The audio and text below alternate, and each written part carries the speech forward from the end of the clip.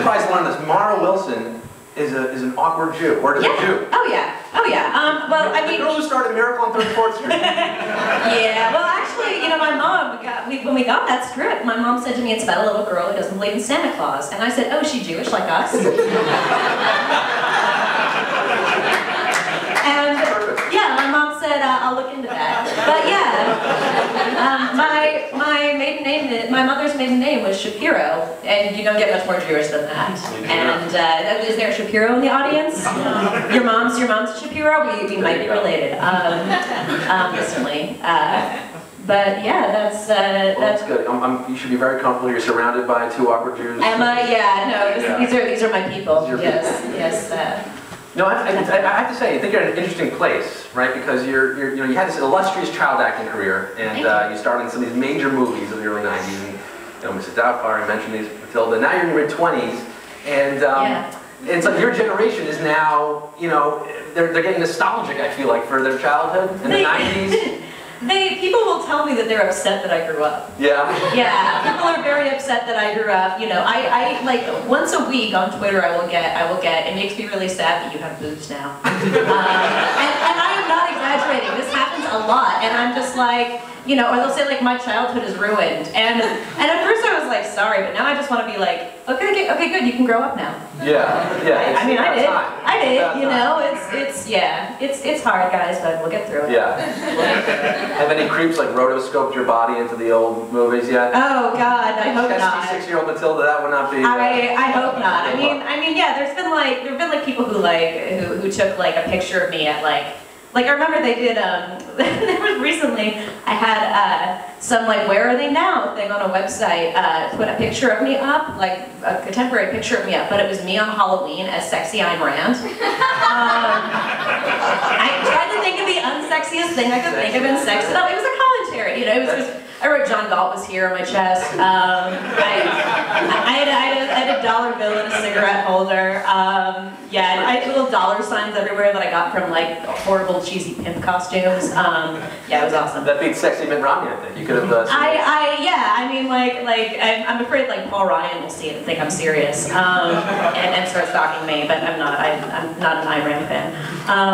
But somebody put that up, and people were like, "Damn, she looks like the girl who hangs out in the corner of 34th Street, if you know what I mean." And I was like, first of all, there are no prostitutes on 34th Street. The Manhattan Mall? Yeah, exactly. Those girls. Yeah, exactly. I mean, I've seen some weird stuff on the 34th Street subway, but on the corner, no. Maybe some guys who try to sell you their CDs, but I'm not part of that scene. And also it's just like, really guys, really? Like there are pictures out there of me, but they're going to use my Halloween costume to show what I look like now, and that's not a really good measure of anybody, I think. But I feel like, and maybe, correct me if I'm wrong, but your profile has risen in the past few years just because of this whole people getting older now, this revival of the 90s nostalgia. That video went viral, Child of the 90s Internet Explorer video recently. Oh, yeah. There are all these people now who, for a lot of them, you represent their childhood. You are their nostalgia. Yeah, it's weird to me. I mean, Matilda, like I found a blog post a few years ago from this like hardcore feminist blog that like compared Matilda to like Abby Hoffman from the Yippies and like all these like radicals, and I was just like, oh okay, that's that's kind of cool. It's strange to me the effect that I've had. I mean, because for me, childhood acting was just kind of like a hobby. Like my little sister, took dance classes and art classes, and my older brothers ran track, and did the Maccabees Little League when they were kids, and I didn't make that team. You didn't make that team? No, I didn't make it. It's okay. I got cut from Maccabees. Yeah, it's alright. I didn't play any sports either. I failed PE in high school. But yeah, people and it was and it's kind of strange to me now. I've only just realized, oh wait, this meant something to people. Yeah. My parents were they really wanted me to be level-headed, and I shared a room with my sister till I was 14, and I was very, very much like, okay, we're gonna go get fancy, let's go to Macy's. It was very much, I went to public school, it was very much, keep you on the down low and make sure that you are grounded, like right. if I were to say, you're the greatest, my parents were like, shut up, no you're not.